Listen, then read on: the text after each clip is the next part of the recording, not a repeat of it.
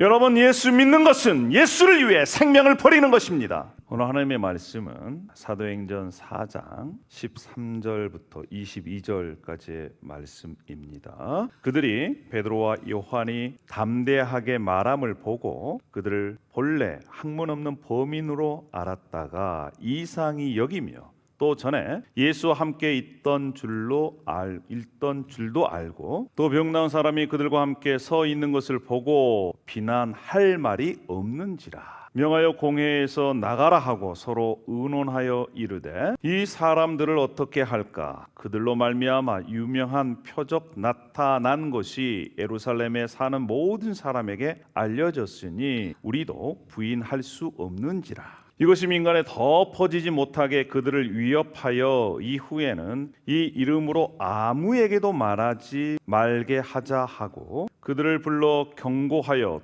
도무지 예수의 이름으로 말하지도 말고 가르치지도 말라 하니 베드로와 요한이 대답하여 이르되 하나님 앞에서 너희의 말을 듣는 것이 하나님의 말씀을 듣는 것보다 옳은가 판단하라. 우리는 보고 들은 것을 말하지 아니할 수 없다 하니 관리들이 백성들 때문에 그들을 어떻게 처리할지 방법을 찾지 못하고 다시 위협하여 놓아주었으니 이는 모든 사람이 그 된 일을 보고 하나님께 영광을 돌림이라. 이 표적으로 병 나은 사람은 40여 세나 되었더라. 할렐루야. 이것은 살아계신 하나님의 말씀입니다. 자, 우리 옆에 있는 분에게 그렇게 인사하십시다. 너무너무 잘 나오셨습니다. 예, 하나님께서 오늘도 저희들에게 은혜를 주실 것입니다. 할렐루야. 네, 사랑하는 성도 여러분, 여러분들은 때로는 이러한 생각을 해보시지 않았나 모르겠습니다. 예수님을 믿고 열심히 교회 다니는데 왜 이렇게 힘든 일이 끊어지지 않을까? 자, 예수를 위해 살면 모든 일이 잘 풀린다고 했는데 왜 내 삶은 여전히 어려움 투성일까? 여러분, 예수를 위해 살면 모든 일이 잘 된다고 이렇게 질문합니다. 우리가 살고 있는 이곳에 문화적인 차이, 언어 장벽으로 인해 소통의 어려움이 있습니다. 자녀 양육, 또 경제적인 어려움, 고향과 가족에 대한 그리움이 있어요. 유학생들은요, 학업의 스트레스, 또 진로, 외로움 이런 것들을 겪으면서 힘든 시간을 보내고 있을지도 모르겠습니다. 우리가 예수 그리스도를 믿는다고 해서 예수님을 위해 헌신한다고 해서 우리의 삶이 이곳에서 대로로 펼쳐질 것이다 기대하는 것은 어쩌면 착각일지도 모르겠습니다. 때로는 예수님을 따르는 길이 경제적으로 어려울 수 있습니다. 인간관계의 갈등과 같은 고난으로 가득 찰 수 있다는 것이죠. 우리의 삶을 보면 예수를 위해 살면 모든 일이 잘 된다? 이 말이 안 맞을 것 같은 그러한 마음이 들 때가 있는 것이죠.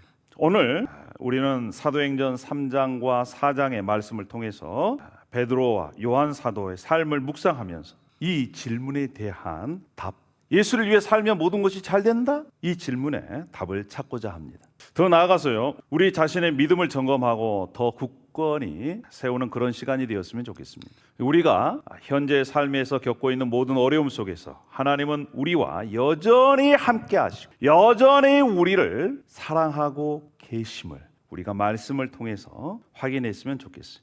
그리고 우리의 어려움 속에서 우리를 위로하시고 우리에게 각자의 삶 속에서 소망을 주시는 그러한 하나님을 만났으면 좋겠습니다. 예루살렘 성전 미문에서 구걸하던 안진뱅이가 나면서 걷지 못하는 그 사람이 베드로와 요한을 통해서 예수 그리스도의 이름으로 치유되는 그러한 일들이 일어났습니다. 자, 그 고침받은 사람이요, 걷기도 하고 뛰기도 하고 하나님을 찬양했습니다. 그리고 그 모습을 본 사람도 놀랐어요. 사도행전 3장 12절에 베드로가 이것을 보고 백성에게 말하되 이스라엘 사람들아, 이 일을 왜 놀랍게 여기느냐? 우리의 개인의 권능과 경건으로서 이 사람을 걷게 하는 것처럼 왜 우리를 주목하느냐라고 얘기를 합니다.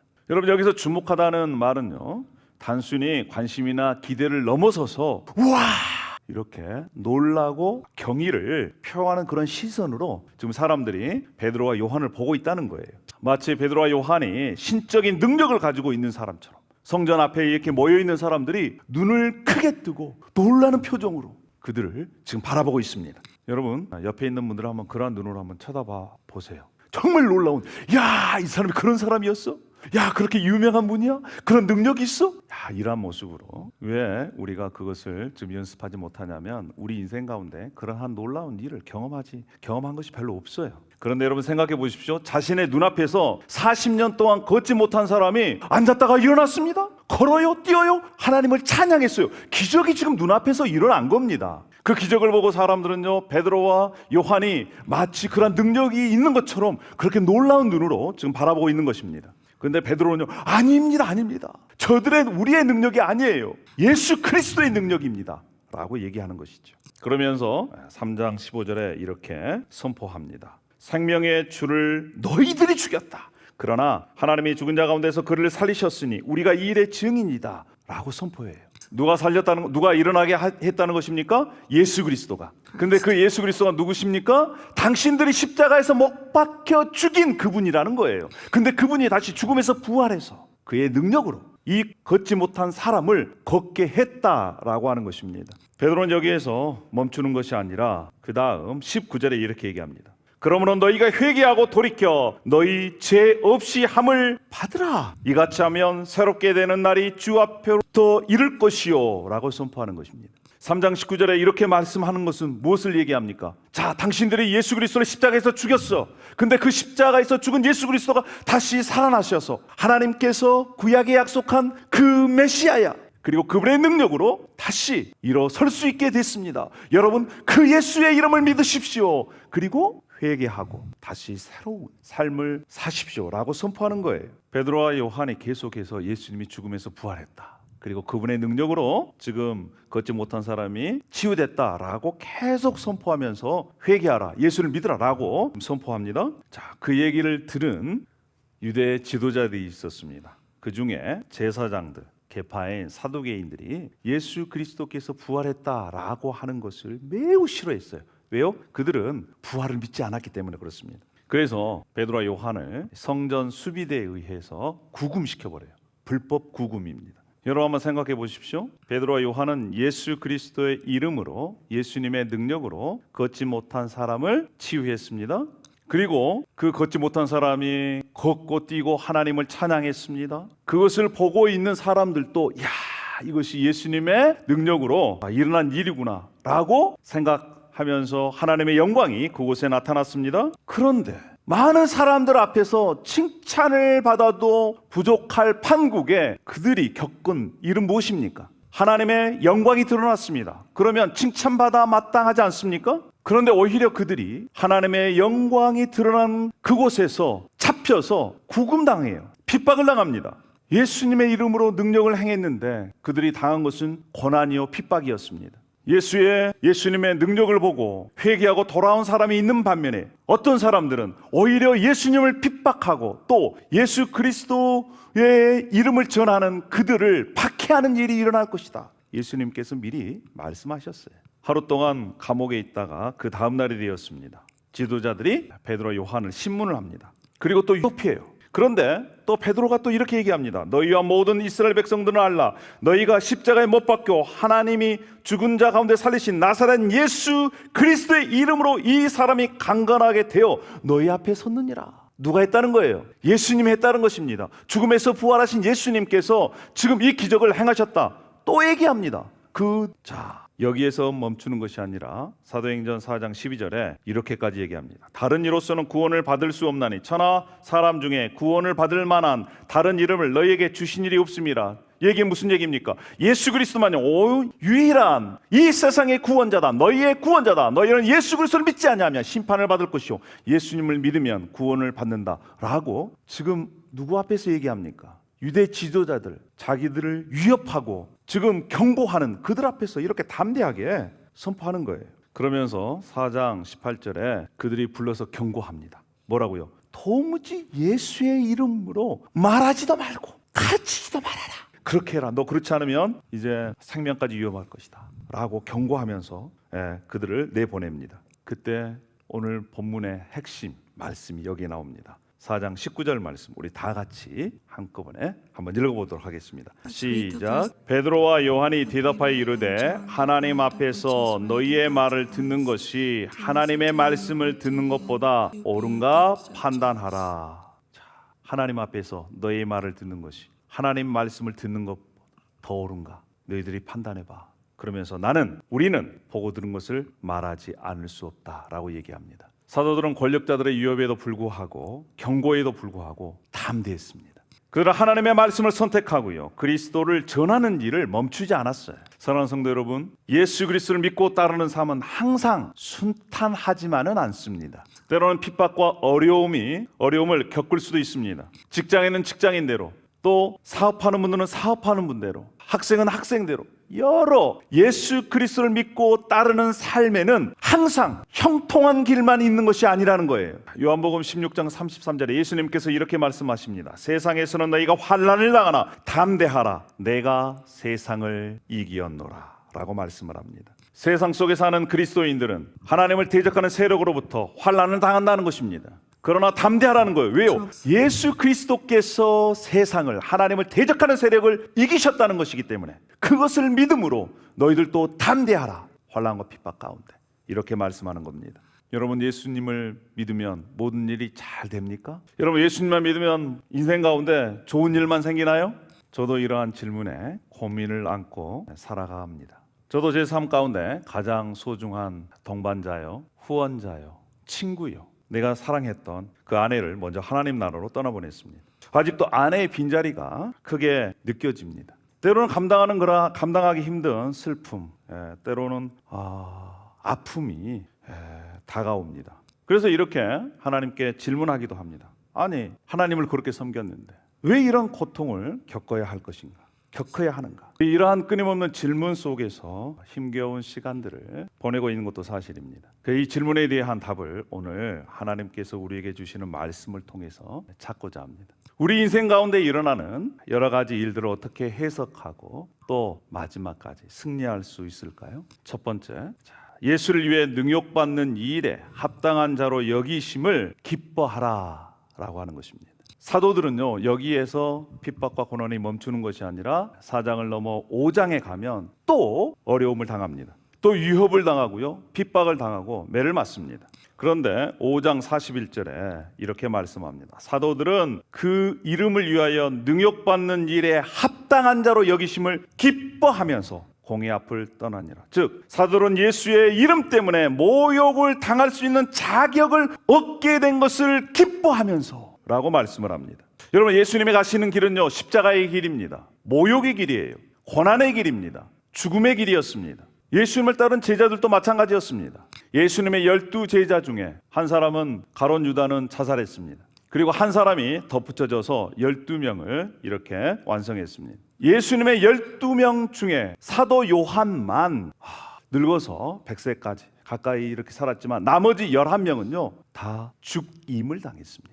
예수님을 따르던 그 제자들은 모욕을 당했습니다. 터무니없는 말로 온갖 비난을 당했습니다. 결국에는 십자가에 매달려 죽기도 했습니다. 돌에 맞아 죽기도 했습니다. 창에 찔려 죽기도 했습니다. 껍질이 벗겨져서 죽기도 했습니다.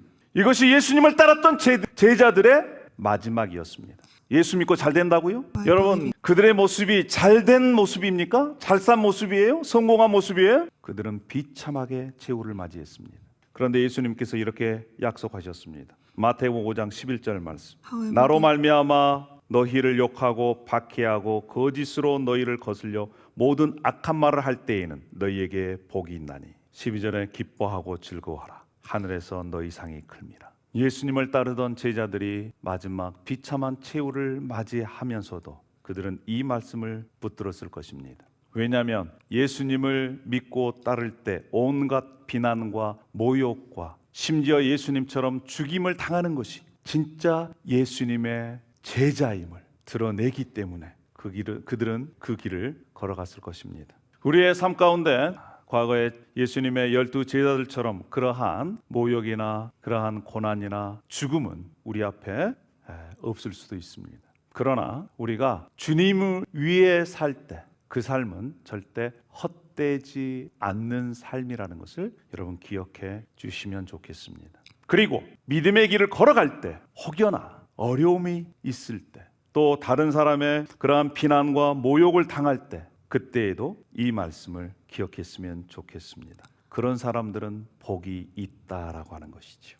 이 말씀은 개인적으로 저에게는 굉장히 의미 있는 말씀입니다. 왜냐하면 제 사랑하는 아내가 마지막으로 붙들었던 말씀이기 때문에 그렇습니다. 사랑하는 여러분, 예수를 믿을 때 어려움이 있다면 그것은 진짜로 예수 그리스도를 믿는 증거라는 것을 여러분 기억하시길 바랍니다. 자, 두 번째로 우리가 어떻게 상황과 환경을 파악하면서 승리할 수 있을까요? 두 번째는 사람의 말에 동요하거나 영향을 받지 말라는 것입니다. 사도행전 4장 19절에 이렇게 말씀을 합니다. 우리 다시 한번 다 함께 읽어보도록 하십시다. 시작. 베드로와 요한이 대답하여 이르되 하나님 앞에서 너희 말을 듣는 것이 하나님의 말씀을 듣는 것보다 옳은가 판단하라. 그렇습니다. 사람의 말을 듣는 것보다 하나님의 말을 듣는 것이 더 중요하다는 것이에요. 여러분, 소리라고 다 같은 소리가 아닙니다. 시냇물이 흐르는 소리가 있고요, 나뭇가지를 스치는 바람의 소리가 있습니다. 풀벌레 소리가 있어요. 이것들을 들으면 마음이 편안해지고 또 안정을 취하게 됩니다. 여러분, 제 모습이 좀 이렇게 자연인 같지 않습니까? 요즘 제가 우리 집에서 산속을 상상하면서 혼자 자연인이다라고 하는 그러한 마음으로 산 위에서 지금 말씀의 도를 닦고 있습니다. 음악을 들으면요, 마음이 평안해집니다. 정서적으로 또 위로를 받습니다. 그러나 여러분, 공사장에서 땅을 파는 소리, 싸우고 비난하는 소리를 계속해서 듣고 있으면 여러분 어떤가요? 머리가 아파요. 정신이 혼란해집니다. 소리도요, 평안을 주는 소리가 있고 머리를 아프게 하는 소리가 있어요. 말도 마찬가지입니다. 세상 사람들의 말을 들으면 불만, 불평, 불신, 불신앙, 불순종으로 인도해서 하나님과의 관계, 자신과의 관계, 또 이익과의 관계를 파괴합니다. 그런데 하나님으로부터 온 말을 들으면요, 하나님에 대한 믿음이 더 깊어집니다. 그 믿음으로 인해서 소망이 생겨나요. 그리고 하나님과 교회 공동체를 향한 사랑이 넘쳐나는 것입니다. 여러분, 그래서 우리가 이것은 사람의 말이구나, 이것은 하나님의 말씀이구나 분별할 수 있어야 합니다. 그래야 우리가 하나님께서 기뻐하시는 삶을 계속적으로 살아갈 수가 있어요. 사도들은요 그랬어요. 사람의 말을 듣는 것보다 하나님의 말을 듣는 것이 더 중요하다, 최우선적이다. 그래서 나는 그렇게 듣겠다, 사람의 말을 듣지 않겠다 라고 자신들을 위협하는 그 사람들 앞에서 그렇게 선포한 것입니다. 여러분 기억하십시오. 소리라고 다 같은 소리가 아니라는 것을. 세 번째로 그러면 어떻게 해야 될까요? 세상의 소리를 듣지 않고 사람의 소리를 듣지 않고 어떤 소리에 귀를 기울여야 합니까? 하나님의 말씀. 그래서 하나님의 말씀을 듣고 순종해야 하는 것이지. 사도행전 4장 12절 말씀 우리 다 함께 한번 읽어보도록 하십시다. 사도행전 4장 12절 말씀입니다. 제가 읽어드리겠습니다. 다른 이로서는 구원을 받을 수 없나니 천하 사람 중에 구원을 받을 만한 다른 이름을 우리에게 주신 일이 없음이라. 이렇게 선포합니다. 예수 그리스도만이 오직 구원자시다. 예수 그리스도만이 유일한 죄인의 삶에서 구원하고 뿐만 아니라 새롭게 살아갈 수 있는 그러한 구원자라고 하는 것을 선포합니다. 자, 그들은 이 어려움 앞에서도 부활의 증인으로서의 삶을 계속해서 살아가고 있습니다. 사도행전 5장 29절도 이렇게 말씀을 합니다. 사도행전 5장 29절 우리 다 함께 한번 읽어볼까요? 시작. 베드로와 사도들이 대답하여 이르되 사람보다 하나님께 순종하는 것이 마땅합니다. 그들은 위협했습니다. 예수 그리스도의 이름을 말하지도 말라 그랬어요. 그리고 감옥에 쳐넣습니다. 매를 때렸습니다. 그럼에도 불구하고 사도들은요 이렇게 선포합니다. 사람보다 하나님께 순종하는 것이 마땅한 일이다. 이렇게 고백하고 결단하면서 산헤드린 공회 앞에서 그렇게 선포했습니다. 여러분, 우리의 입술이 복음 증거의 수단입니다. 여러분의 얼굴 표정이요 예수님을 드러내는 거예요. 여러분, 우리의 삶의 모습이 예수님을 나타내는 것입니다. 여러분의 말 속에서, 여러분의 얼굴 표정 속에서, 여러분의 삶 속에서 예수님을 드러내야 합니다. 우리 아이들은 저의 말하는 거, 표정들, 또 저의 삶을 옆에서 보고 있잖아요. 제가 생각한 대로, 제가 하고 싶은 대로. 주일날 오전에도 얼마 전까지 제 마음속에 막 그냥 화가 있었어요. 빨리 와서 예배를 준비해야 되는데 시간이 돼도 애들이 안 오는 거예요. 그러면 여러분 어떡하게, 화가 나겠어요, 안 나겠어요? 예배 끝나면 또 아이들 또 소집을 해서 또 한마디를 해야 되겠나, 이런 생각들이 막 예배 전에 막 갈등이 막 일어나는 겁니다, 속에서. 그냥 그러다가도 또 조금 지나니까 그래, 쟤들이 무슨 죄가 있나, 아빠 잘못 만나가지고. 그러나 이런 생각도 막 드는 거예요. 여러분, 말하는 것, 우리가 말하는 것을 통해서, 얼굴 표정을 통해서, 삶의 모습을 통해서 예수님을 믿지 않는 사람들은 예수님을 보게 됩니다. 그래서 우리가 말을 할 때 매우 신중하게 해야 될 필요가 있어요. 그 잣대로 자신이 평가받을 수 있다는 것을 꼭 기억해야 합니다. 제가 좋아하는 선교사님 한번 소개하면서 말씀을 마치려고 합니다. 제가 선교사 훈련을 받을 때 이 선교사님의 일대기를 읽고 매우 감동을 받았습니다. 그 이름은 짐 엘리엇이라는 선교사입니다. 짐 엘리엇은 4명의 선교사와 함께 이 에콰도르 아웃 가족속, 지금은 이제 다른 이름으로 바뀌었는데 복음을 전하기 위해서 에콰도르 밀림 지역으로 갔습니다. 1956년 4명의 선교사 총 5명이 경비행기를 타고 그 부족에 갔는데 거기 가서 복음을 전하지도 못하고 살해를 당합니다. 아주 젊은 나이에 선교를 본격적으로 시작하기도 전에 5명의 선교사들이 순교를 당했습니다. 그 선교사님과 또 그의 부인인 엘리자베트 엘리엇의 스토리를 담은 것이 저 치크시라고 하는 영화예요. 여러분 꼭 한번 보셔야 돼요. 남편이 이제 죽임을 당한 후에 엘리자베트 부인이 딸을 데리고 그 부족으로 들어갑니다. 그리고 그 부족의 언어를 배우고 복음을 전했습니다. 많은 사람들이 기독교로 개종했습니다. 심지어 짐 선교사를, 이 선교사들을 죽인 사람들 중에 한 사람이 예수 그리스도를 믿고 개종합니다.